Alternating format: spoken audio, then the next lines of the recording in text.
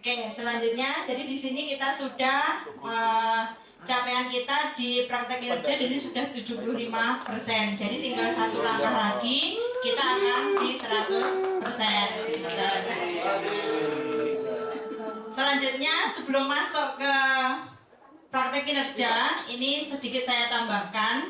Jadi sertifikat yang Bapak Ibu Guru dapatkan hari ini itu nanti bisa di-scan dan dimasukkan, dikumpulkan dokumen pada pengembangan kompetensi. Oke, nanti jangan lupa nanti dimasukkan di sini, dikumpulkan, nanti silahkan diklik. Mungkin ada beberapa yang sudah mengisi. Untuk Bapak Ibu nanti yang dimasukkan ke dalam poin meningkatnya kompetensi melalui peran sebagai peserta kegiatan pelatihan dan bimbingan teknis kurang 2 kan, itu nanti dimasukkan yang hari ini kita dapatkan, nanti langsung diklik kumpulkan karena sudah penuh 3 nanti ya. Oke, itu untuk yang sertifikat tadi. Jangan lupa mungkin hari Senin bisa kita masukkan bersama-sama untuk sertifikat yang sudah kita scan. Selanjutnya untuk hari ini kita melanjutkan di capaian 75% ini agar menjadi di 100%. Kita klik di sini cek praktik kinerja.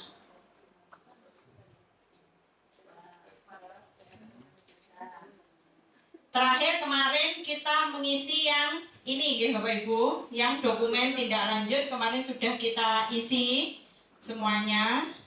Oke. Selanjutnya di sini seharusnya setelah mengisi dokumen tindak lanjut kita melakukan pelaksanaan tindak lanjut. Di sini kita lakukan dengan pembelajaran yang ada di kelas. Jadi setelah kita mengisi dokumen tindak lanjut, kita tindak lanjuti dengan aktivitas kita mengajar di kelas atau kita belajar dari PMM. Hari ini kita akan mengerjakan yang poin yang terakhir di sini, pembinaan kinerja, isi dokumen refleksi tindak lanjut, klik lanjutkan.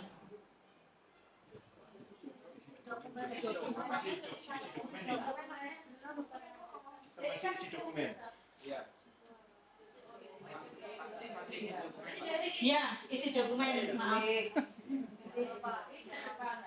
Isi dokumen. Oke, isi dokumen diklik. Sudah. Jadi langkah yang kita lakukan hari ini yaitu langkah pertama, kita merefleksi diri kita sendiri. Jadi dari kita melakukan pembelajaran di kelas, mengerjakan PMM, kita refleksi hari ini bagaimana capaian yang sudah kita lakukan, tantangan-tantangan di kelas yang kita hadapi. Selanjutnya langkah kedua, setelah kita merefleksi kita hari ini nanti, jadi di sini nanti kita simpan draft dulu.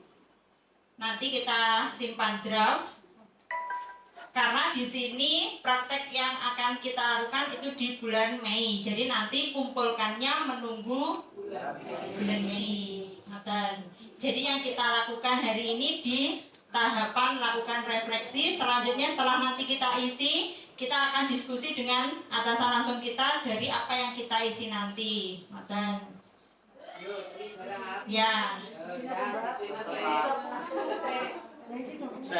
Selanjutnya di sini di formulir refleksi tindak lanjut, di sini kita harus tahu dulu tujuan, karena tujuan-tujuan di sini kita pasti berbeda-beda. Yang pertama, kalau yang di sini tujuan saya, tujuan tindak lanjut adalah meningkatkan kualitas pembelajaran.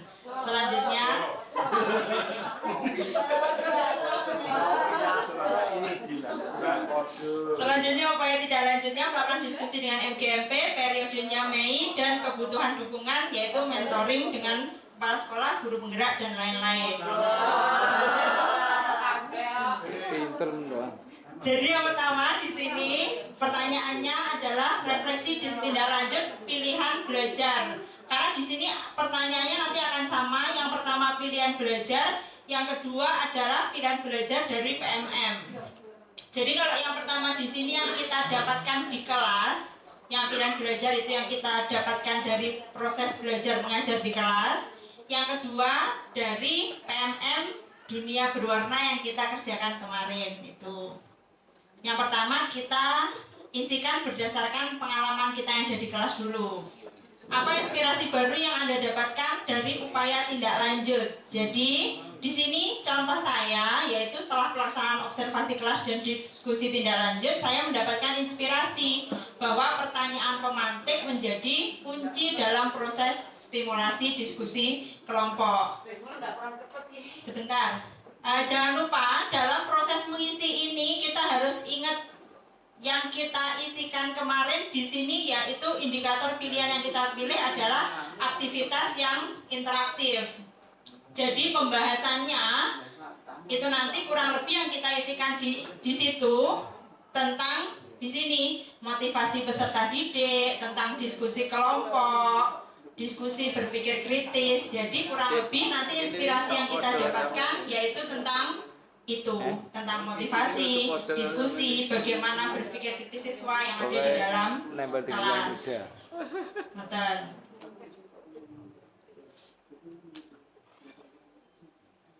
Itu nggih. Kita lanjutkan dalam mengisi tadi. Inspirasi yang didapatkan Bapak Ibu di kelas mungkin semacam apa? Boleh diisikan sesuai inspirasi yang didapatkan di kelas. Kalau di sini contoh saya yaitu pertanyaan pemantik menjadi kunci dalam proses stimulasi diskusi kelompok.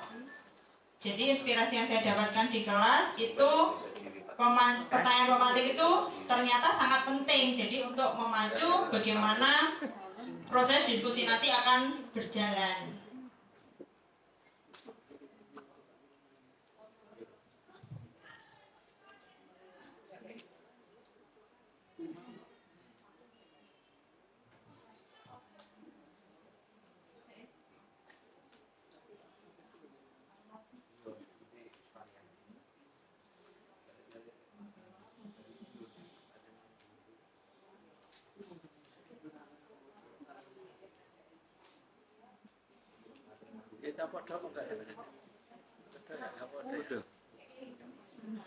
Betul. Sudah kira-kira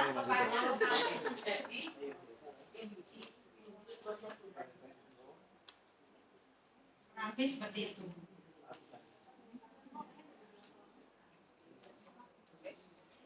Pokoknya kono enak gini ya nek Mas. Sudah nggih?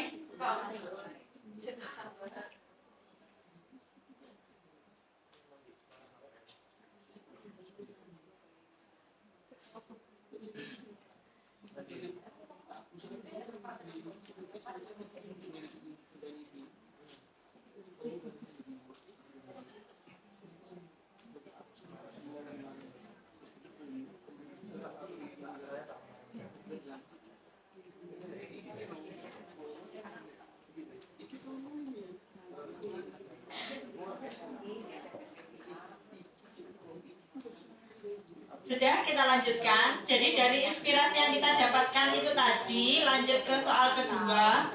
Berdasarkan inspirasi yang Anda dapatkan, apa perubahan praktik Anda di ruang kelas atau satuan pendidikan yang telah Anda lakukan? Jadi kan inspirasi saya tadi kan tentang pertanyaan pemantik di awal diskusi. Jadi di sini ada perubahan praktik yang telah saya lakukan di kelas, yaitu saya berkeliling kelas untuk selalu memberikan bimbingan atau bantuan kepada semua peserta didik yang menemui kesulitan. Karena sebelum melakukan tindak lanjut ini, pada saat diskusi setelah saya memberikan pertanyaan, biasanya saya hanya diam saja di meja.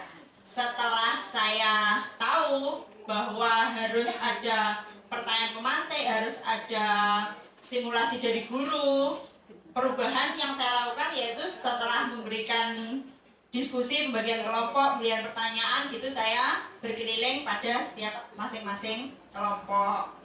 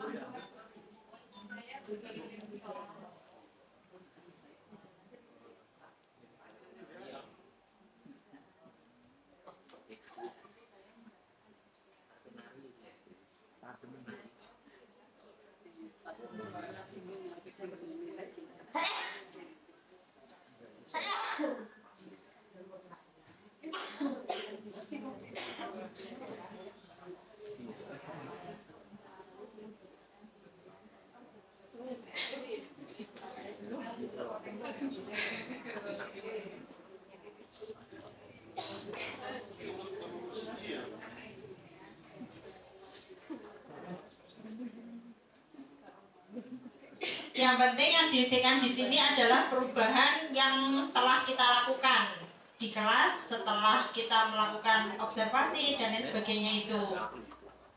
Selanjutnya di nomor 3 kita lanjutkan ya.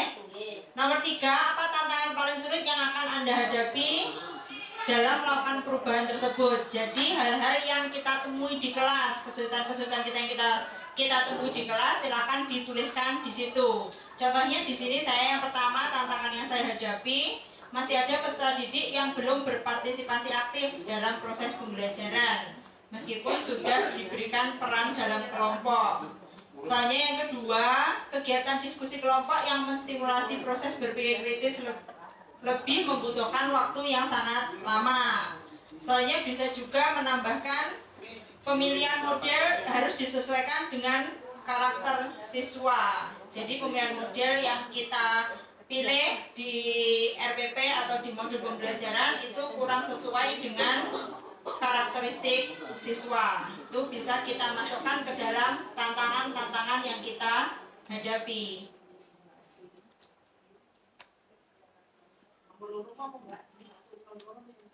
Kegiatan diskusi kelompok yang menstimulasi proses berpikir kritis lebih membutuhkan waktu yang lama.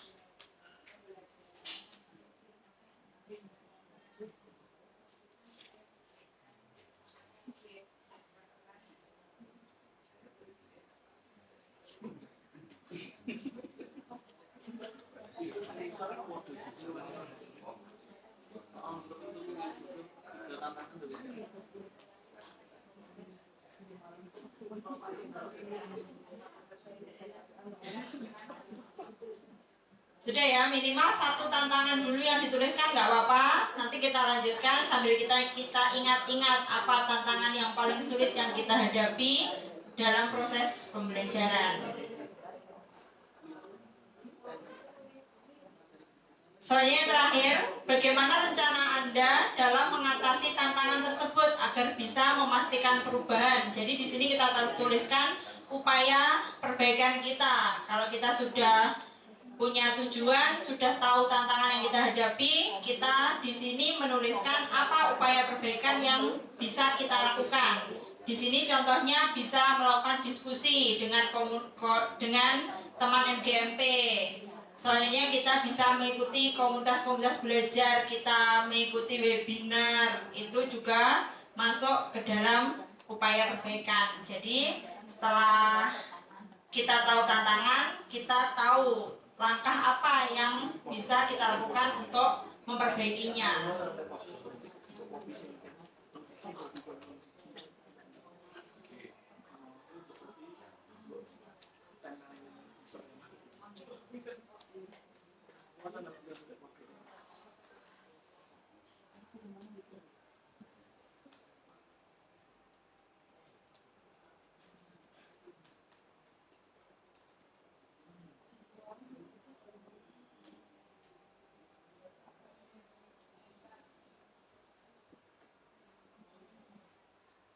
Sudah nggih? Selanjutnya di yang kedua di sini kita masuk ke pilihan belajar dari platform Merdeka Mengajar. Kita harus ingat, jadi yang kita pilih kemarin di tujuan tindak lanjut di sini ada latar belakang sosial, budaya, agama, ekonomi yang relevan dengan kebutuhan belajar peserta didik. Jadi di sini tujuan tindak lanjut ini kita pilih yang kemarin itu kita sudah mengerjakan PMM yang dunia yang berwarna itu kemarin. Jadi kita harus ingat yang kita pelajari di PMM kemarin kurang lebih berarti tentang keberagaman karakteristik manusia, keberagaman karakteristik peserta didik. Jadi yang kita tuliskan di sini itu harus sesuai dengan apa yang telah kita pelajari di PMM gitu. Jadi mungkin ada beberapa yang berbeda, ada Bu Binti mungkin bukan ini ya yang dipilih. Lihat lagi. Dibaca yang. Oke. Jadi di tujuan ini yang dipilih mungkin berbeda-beda kemarin.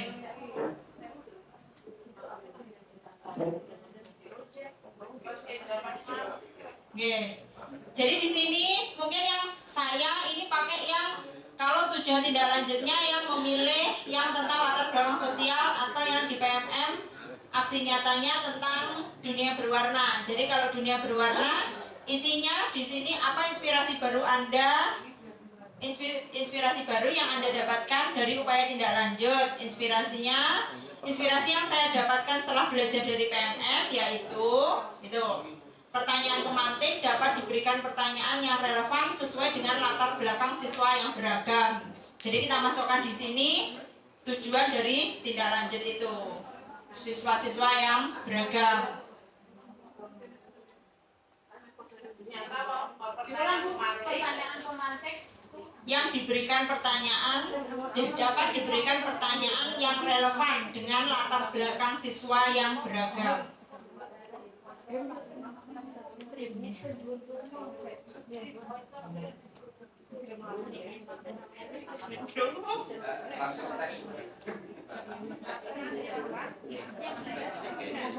Jadi yang di sini itu kurang lebih kita membahasnya dari dunia berwarna kemarin.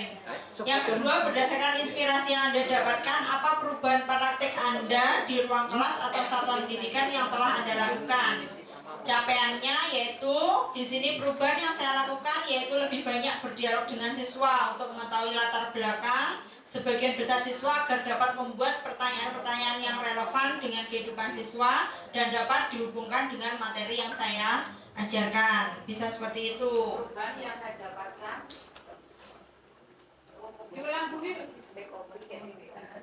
Kalau punya saya perubahan yang saya lakukan yaitu lebih banyak berdialog dengan siswa untuk mengetahui latar belakang siswa agar kita bisa membuat pertanyaan yang relevan dengan kehidupan siswa dan dapat dihubungkan dengan materi yang saya ajarkan.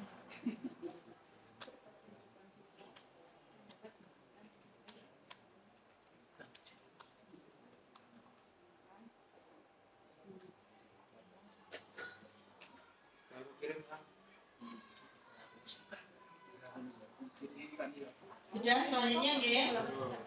Selanjutnya pertanyaan sama, apa 3 tantangan yang paling sulit yang Anda hadapi dalam melakukan perubahan tersebut? Di sini tantangan yang pertama mengatur waktu untuk mengenal karakteristik siswa yang lebih dekat. Mengatur waktu. Jadi tantangan saya di sini kurang bisa mengatur waktu untuk mengenal karakteristik siswa lebih dekat lagi.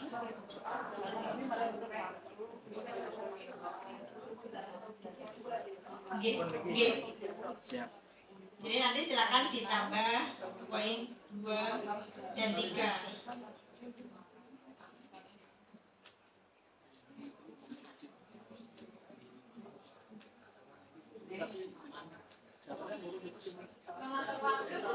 Sudah, saya juga masih 1. Nanti kita lanjutkan lagi. Lanjut. Jadi tadi masih di sini 1 tantangan, nanti silakan dilengkapi tantangan kedua dan 3 yang jenengan hadapi apa. Selanjutnya yang terakhir, bagaimana rencana Anda dalam mengatasi tantangan tersebut agar bisa memastikan perubahan terjadi, yaitu langkah-langkah atau upaya-upaya perbaikan yang bisa kita lakukan untuk menghadapi tantangan-tantangan tersebut. Contohnya di sini yang pertama, dapat meminta umpan balik dari siswa ketika selesai pembelajaran.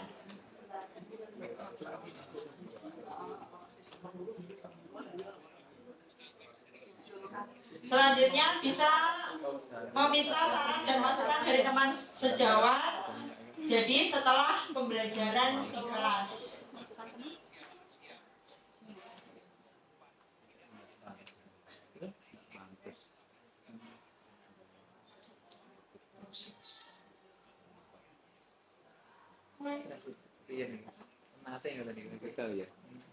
Jadi kurang lebih yang diisikan seperti itu. Jadi nanti silakan Bapak Ibu dilengkapi lagi mungkin tantangan-tantangan tadi yang kurang.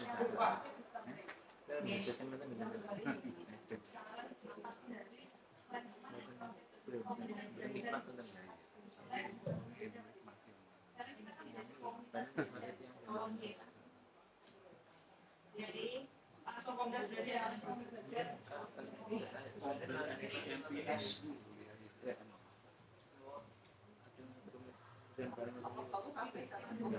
Jadi bisa meminta saran dan masukan dari komunitas belajar setelah proses pembelajaran di kelas, atau bisa melakukan MGP sekolah.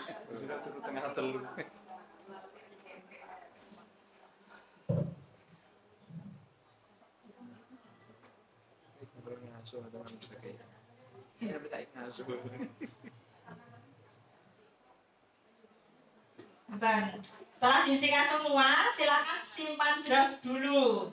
Nanti kalau mengumpulkannya, kita menunggu instruksi dari Pak Eko. Jadi itu masih ditambah, masih bisa. Kalau misal ada yang kurang sesuai, masih bisa. Silakan klik simpan draft, lalu simpan dan keluar.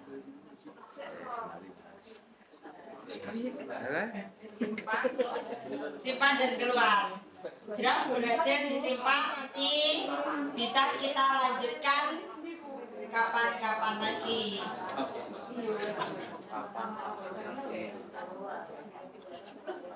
Karena kalau tidak simpan draft nanti akan hilang.